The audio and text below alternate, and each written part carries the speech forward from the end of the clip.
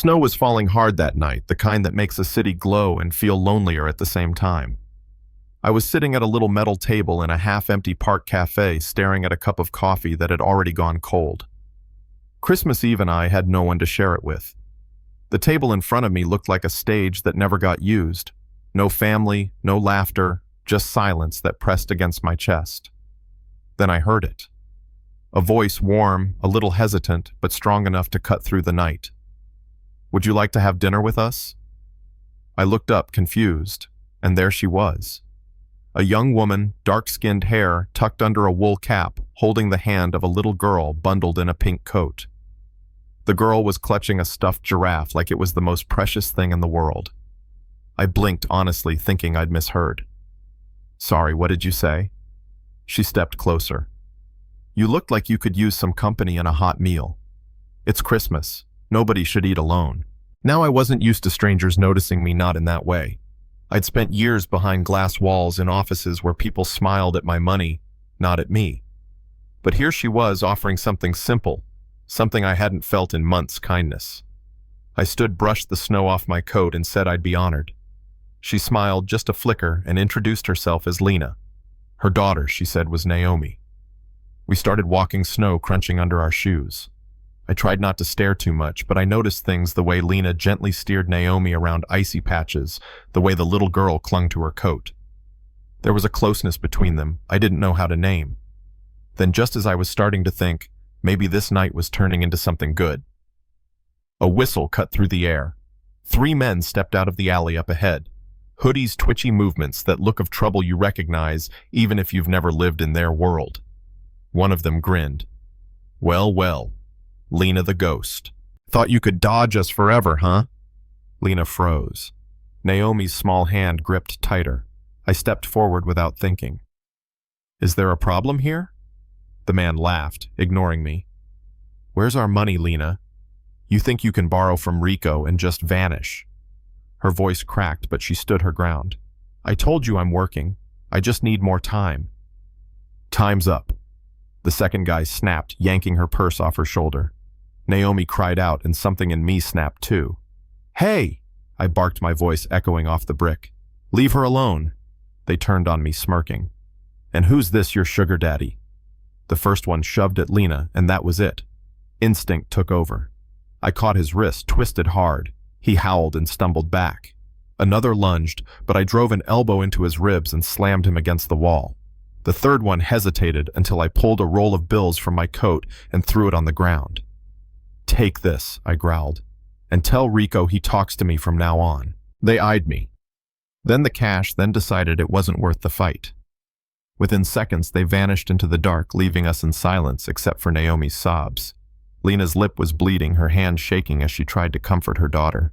I bent down, gathered her scattered things, and whispered, "Let me take you home." Her apartment was small, 3rd floor, walk-up, creaky stairs and all. But inside, it felt alive. Dollar store lights blinking along the window, a cardboard Christmas tree decorated with crayon ornaments, the kind of warmth you can't buy. I helped her onto the couch, dabbed at her cut with a bandage Naomi fetched from the back. She winced but smiled. "You didn't have to come with us, or fight for us." I looked her in the eyes. "You invited me to dinner. That's more kindness than I've seen in a long time." Dinner that night wasn't caviar or champagne. It was roast chicken, lumpy mashed potatoes, sweet cornbread. Naomi nearly dropped while carrying it in. But it was the best meal I'd tasted in years. Naomi insisted it was a 5-star restaurant called Chez Mama. I laughed, really laughed, for the first time in months. As we ate, Lena told me pieces of her story. She once studied engineering at Columbia, had a scholarship, big dreams of aerospace. But she got pregnant, the father disappeared, and she dropped out. "Passion doesn't pay rent," she said with a bitter smile. I saw the fire in her, though. She spoke about machines' designs like she still dreamed, even if she'd buried it deep. I told her I ran a foundation for students in STEM, and maybe, just maybe, I could help. She stiffened, defensive. "You don't even know me." "Not yet," I said softly. "But I'd like to." That was the first night of something new. Weeks later, she found herself writing a letter to Columbia, trembling, as she began, "I am asking for a second chance. And when the acceptance came, she cried so hard Naomi thought something was wrong. "Mama, did you get in?" the girl asked. Lena nodded through tears. "I got in," Naomi squealed, wrapping her arms around her mom. But the past doesn't always stay buried. Naomi's father, Marcus, slid back into the picture like poison in water. He left threats, sent men to watch her, even slipped letters under her door. "You owe what I didn't pay." Lena tried to brush it off, but the fear was there, gnawing. One night she whispered to me, "I'm tired of running, tired of hoping.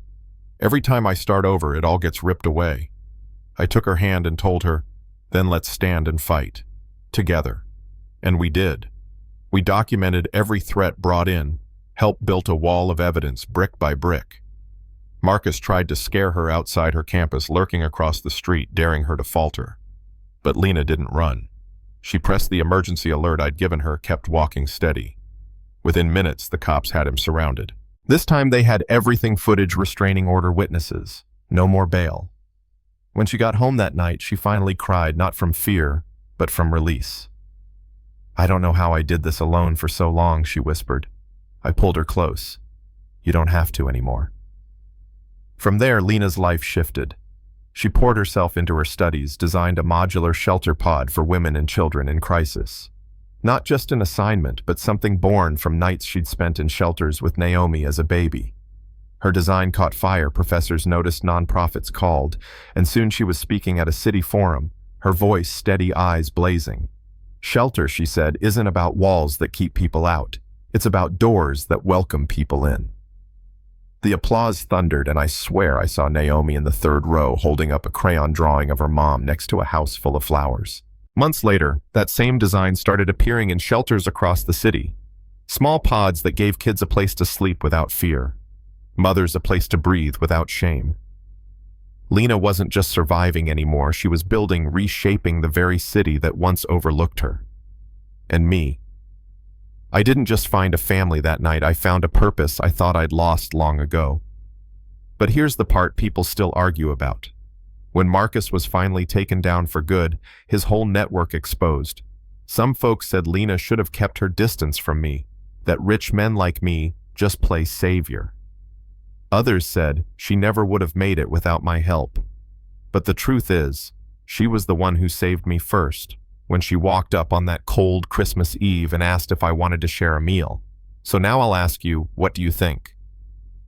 Was this story about a billionaire helping a maid, or about a maid reminding a billionaire what humanity feels like? Drop your thoughts in the comments. Tell me if you've ever seen kindness in an unlikely place, or if you believe second chances can really change lives. And if this story moved you even a little, hit that like button, share it, and subscribe, because the world needs more stories of resilience, of people daring to rebuild when the world told them to stay broken. Because sometimes, the strongest buildings really are made from second chances.